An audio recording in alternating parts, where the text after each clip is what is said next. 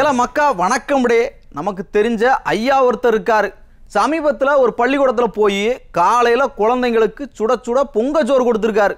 அப்போ அவருக்கு வலப்பக்கம் இருந்த குழந்தை, அங்கிள் நீங்கள் யாருன்னு கேட்டிருக்கு. இடப்பக்கம் இருக்கிற குழந்தை, அங்கிள் இந்த தடவை நீங்கள் ஜெயிக்க மாட்டீங்கன்னு எங்கள் அப்பா அம்மா பேசிக்கிறாங்க, உண்மையா அங்கிள்னு கேட்டிருக்கு. பாவம் விளம்பரம் போன ஐயாவுக்கு ஒரே அசிங்கமாக போச்சான். பாவம் அந்த ஐயா. எந்த ஐயான்னு கேட்காதீங்கப்பா, நான் சொல்ல மாட்டேன்றேன்ல, கட்டாயப்படுத்தாதீங்க. நீங்கள் போய் குறுஞ்செய்தியை பாருங்க, விரிவான செய்திகளை சொல்கிறேன்.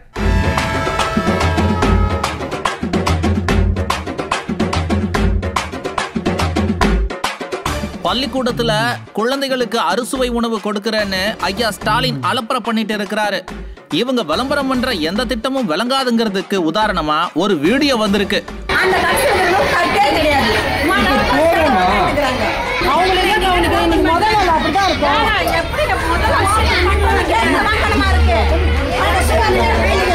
திருவண்ணாமலை பக்கம் காலையில சாப்பாடு போடுறோம்னு ரொம்ப லேட் ஆக்கிட்டாங்க போல. பையன் பட்னியா கிடக்கிறத பார்த்து கடுப்பான ஒரு அம்மா, திட்டத்தோட ஓப்பனிங்கே இந்த லட்சணத்துல இருக்கு, போக போக எங்க உருப்பட போகுதுன்னு வயிறு எரிஞ்சு சொல்லி இருக்கிறாங்க.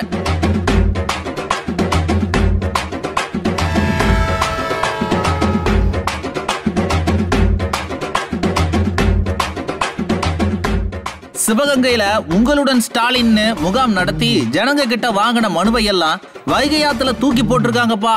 45 நாள்ல ஸ்டாலின் தீர்வு கொடுப்பாருன்னு நம்பின மக்களுக்கு மறுபடியும் பட்டநாமம் போட்டாங்க. உள்ள மூலி இருக்குமா? அதுல இது எவ்வளவு அடி ஆழம்? மனு என்பது ஒரு மனிதனின் வாழ்க்கைன்னு ஸ்டாலின் சார் ஒரு மேடையில பேசினாரு.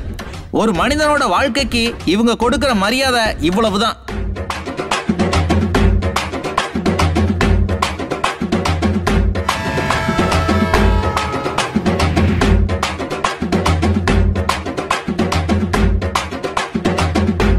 இந்த ஆட்சி ஒரு கேடுகட்ட ஆட்சிங்கிறதுக்கு இதை விட வேற உதாரணம் தேவையில்லப்பா. பசங்களுக்கு நடந்த சாதி சண்டையில நெல்லையில இருக்கிற மனோன்மணியம் சுந்தரனார் பல்கலைக்கழகத்தை மூடி வச்சிருக்காங்க. நான் இன்னைக்கு காலேஜ் போகும்போது என் கல்லூரி மாணவர்களே ஜாதி வேறுபாடால் என்னை தாக்கியிருக்காங்க. ஒரு 25 பேர் கொண்ட குழு ஜாதின்னு ஒரு காரணத்தினால நான் இன்னைக்கு காலேஜுக்குள்ளே போகும்போது நான் பைக் ஓட்டக்கூடாது, நான் இந்த ட்ரெஸ் தான் போடணும், நான் இப்படி தான் இருக்கணும், அதாவது எங்கள் காஸ்டில் பசங்க இப்படி தான் இருக்கணும்னு ஒரு ஜாதி வேறுபாடுக்காண்டி எங்களை போடக்கூடாதுன்னு சொல்கிறாங்க. எங்களை அதுக்கு நான் எதுக்குன்னு தட்டிக்கிட்டதுக்காண்டி என்னை ஒரு 6-7 பேர் சேர்ந்து என்னை அடிச்சு தாக்கி மண்டையெல்லாம் உடைச்சிட்டாங்க. கேட்டீங்களா? திமுக ஆட்சிக்கு வந்த பிறகுதான் தமிழ்நாட்டுல இப்படியான சாதி மோதல்கள் அதிகமாகிட்டு இருக்கு. சமத்துவம் சாம்பார் சாதம்னு பேசினா மட்டும் போதுமா ஸ்டாலின் சார்? செயல்படுத்த வேண்டாமா?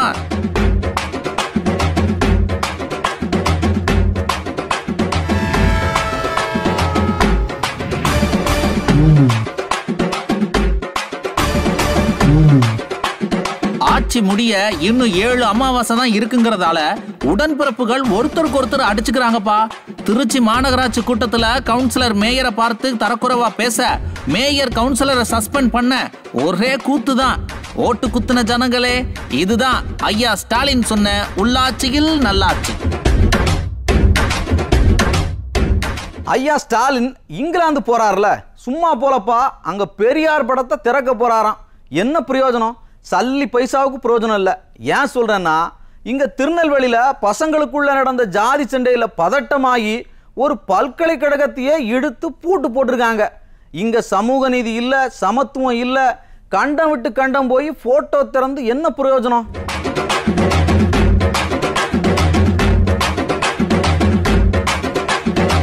தந்தை பெரியாரின் சிந்தனையை உலகத்துடன் காட்சியை நாம் இந்த பயணத்தில் பார்க்க போறோம். உலகின் மிகப்பெரிய அறிஞர்களை தந்திருக்கக்கூடிய புகழ்மிக்க அறிவுசார் நிறுவனமாக போற்றப்படும் ஆக்ஸ்போர்ட் பல்கலைக்கழகத்தில்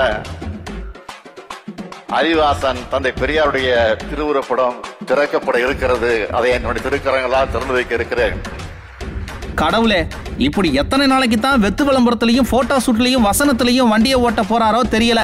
சமத்துவம் சமூக நீதினு பேசுதாரு. அப்படின்னா என்னன்னு இவங்களுக்கு தெரியுமா? இல்ல சும்மா கைதட்டு வாங்குறதுக்காக பேசுறாங்களா?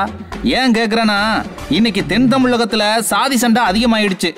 குறிப்பா படிக்கிற பசங்களுக்குள்ள சாதி சண்டை நடக்கு. அதுலயும் நம்பர் 1 எந்த மாவட்டம் தெரியுமா? நம்ம மதுரை தான்ப்பா. சரி, மதுரை கதைக்கு அப்புறம் வருவோம். அதுக்கு முன்ன நெல்லையில் ஒரு சம்பவம் நடந்திருக்கு.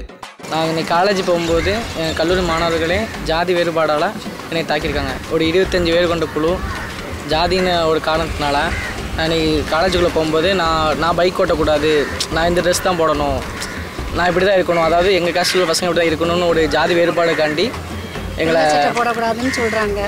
எங்களை அதுக்கு நான் எதுக்குன்னு தட்டி கிட்டதுக்காண்டி என்னை ஒரு 6-7 பேர் சேர்ந்து என்னை அடித்து தாக்கி மண்டையெல்லாம் உடைச்சிட்டாங்க. கேட்டிங்களா? இந்த பயல்களுக்குள்ள நடந்த சண்டையால இப்போ அந்த பல்கலைக்கழகத்தை மூடி வச்சிருக்காங்க. இப்படி நம்ம ஊர்ல காலேஜ் பயலுக சாதி சண்டை போட்டுட்டு இருக்காங்க. உயர்கல்வித்துறை சீரழிஞ்சு கிடக்கு. இந்த நேரத்துல இங்கிலாந்துல பெரியார் படத்தை திறக்க போறேன்னு விளம்பரம் பண்றாரு ஸ்டாலின். வெக்கமா இருக்கு சார். நாங்குநேரில் அந்த பையன் சின்னத்துறையை வெட்டினப்பவே உருப்படியா நடவடிக்கை எடுத்திருந்தா இன்னைக்கு காலேஜ்ல சாதி சண்டை நடக்கிற அளவுக்கு போயிருக்காது. பள்ளிக்கூடத்தில் ஆரம்பிச்சு காலேஜ் வரைக்கும் வன்முறை கலாச்சாரம் பாகுபாடு அதிகமாகிட்டே இருக்கு. மக்கா, எனக்கு ஒரு விஷயம் புரியவே இல்லை. உங்களுக்கு தெரிஞ்சா தயவு பண்ணி சொல்லுங்க. அது எப்படிப்பா திமுக ஆட்சிக்கு வரும்போது மட்டும் காலேஜுகள் பள்ளிக்கூடத்துல எல்லாம் ஜாதி சண்டை நடக்கு? தெரிஞ்சா கொஞ்சம் சொல்லுங்கயா. அப்புறம் தென் மாவட்டம் மட்டும் நினைச்சிடாதீங்கப்பா, வட மாவட்டத்திலையும் பட்டியல் சமூக மக்களுக்கு எதிரான குற்றங்கள் அதிகமாகிட்டே தான் போகுது. ஸ்டாலின் ஐயா விசிக வங்கி கணக்கில் பணத்தை போட்டுட்டா ஓட்டு வாங்கிடலாம்னு எதையும் கண்டுக்காம இருக்கிறாரு. இப்படி நாட்டை சீரழிக்கிற பொம்மையாச்சி இனியும் வேணுமாப்பா? ஆடா, அதை நான் கேட்கலப்பா, விவரம் தெரிஞ்சவங்க கேட்குறாங்க.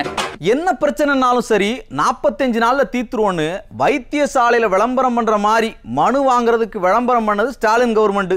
மனு எழுதி கை உடைஞ்சதுதான் மிச்சம். மதுரையில் உங்களுடன் ஸ்டாலின் ஐயா ஸ்டாலின் இப்படி சிரிச்ச மாதிரி விளம்பரம் பண்ணி வாங்கின மனுவெல்லாம் வைகை ஆத்துல மிதந்து சிவகங்கை வரைக்கும் போயிருக்கு.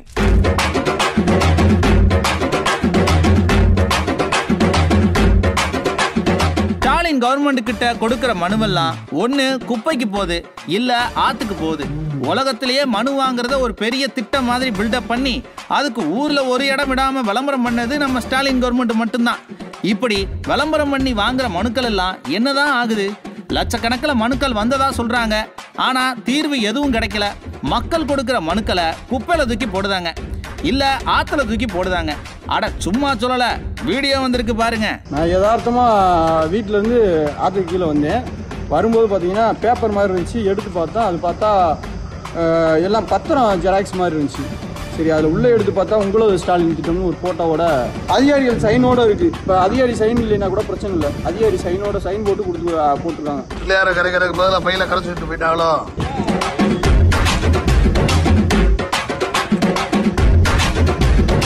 சிவகங்கையில வைகை ஆத்துல இந்த மனுக்கள் கிடந்திருக்கு. என்ன மனுன்னு எடுத்து பார்த்தா எல்லாம் முகாம்ல வாங்கின மனுக்கள். இந்த மனுக்களை கொடுத்தவங்க ஸ்டாலின் ஐயா நம்ம மனுவை படிப்பாரு, 45 நாள்ல தீர்த்து வச்சிடுவாருன்னு நம்பிதான மனு கொடுத்திருக்காங்க. அதை இப்படி ஆத்துல தூக்கி போட்டா நியாயமா? இப்படி ஓட்டு போட்ட மக்களை கொஞ்சம் கூட மனசாட்சி இல்லாம ஏமாத்துறாங்களே, இவங்களுக்கெல்லாம் எப்படி மனசு வருது? இதை விட கொடுமை காலை உணவு திட்டம்னு இவர் காமராஜ் ரேஞ்சில் பண்ண விளம்பரத்தை பார்த்துட்டு ஒரு அம்மா பையனை பள்ளிக்கூடத்துக்கு அனுப்பியிருக்கு. அங்க சாப்பாடு போட லேட்டானது. மகன் பட்டினில கிடக்கிறத பார்த்து வயிற்றெரிச்சல்ல சாபம் விட்டு போயிருக்கு. மக்கா, ஆட்சிக்கு வர்றதுக்கு முன்னாடி பொட்டி வச்சு மனு வாங்கினாங்க. ஆட்சிக்கு வந்ததுக்கு அப்புறம் மக்களுடன் முதல்வர், உங்கள் தொகுதியில் முதல்வர்னு மனு வாங்க மட்டுமே 19 வகையான திட்டங்கள் கொண்டு வந்திருக்காங்களாம். 525 வாக்குறுதி வேற கொடுத்தாங்க. இப்படி சொன்னது எதையும் செய்யாத இந்த கவர்மெண்ட்டை நம்பி ஏமக்கா திரும்ப திரும்ப ஏமாறுதீங்க? ஆத்துல கிடந்த மனுக்களை பார்க்கும்போது அதை கொடுத்த ஜனங்களை நினைச்சு கண்ணெல்லாம் கலங்குது. திமுகங்கிறது மண் குதிரையில, இதுல சவாரி பண்ண முடியாது. பார்க்க அழகா இருக்கும், அம்புடுத்தேன். இதை இனியும் நம்பி ஏமாறாதீங்க. ஸ்டாலின் சார், நம்பிக்கை மோசடி செய்யாதீங்க சார். அட நான் சொல்லல, மக்கள் சொல்லுதாங்க. மக்கா, ஐயா ஸ்டாலின் கொடுத்த விடியல்ல நம்ம பட்டாசு நகரம் பாம் நகரமா மாறிடுச்சுல. சிவகாசியில் 3 சின்ன பயல்வ பெட்ரோல் குண்டு வீசி சிக்கியிருக்காங்க. நண்டு சிண்டெல்லாம் வன்முறை பண்ணுற அளவுக்கு நாடு சீரழிஞ்சு சட்டம் ஒழுங்கு சந்தி சிரிக்குது. ஐயா ஸ்டாலின் என்னடான்னா அடுத்த டிஜிபி யாருங்கிறத பற்றி கொஞ்சம் கூட கவலைப்படாமல் இங்கிலாந்துக்கு போகிறாரு. டிஜிபின்னு ஒருத்தர் இருக்கும்போதே இந்த லட்சணம். இன்னைக்கு டிஜிபி ரிட்டையர்ட் ஆகி போகிறாரு. இனி அந்த இடத்துல அதற்கான ஆள் இல்லைன்னா என்னென்ன நடக்குமோ தெரியலை. என்ன நடந்தாலும் ஐயா ஸ்டாலின் அதை பற்றி கவலைப்பட மாட்டார். ஐ டோன்ட் கேர்னு போயிட்டே இருப்பார். சரி மக்களை, சீக்கிரம் நாமளும் ஐ டோன்ட் கேர்னு சொல்லி ஐயாவை வீட்டுக்கு அனுப்புவோம். இப்போதைக்கு நான் நிகழ்ச்சியை முடிச்சுட்டு வீட்டுக்கு போகிறேன். அடுத்த நிகழ்ச்சியில் சந்திப்போம்.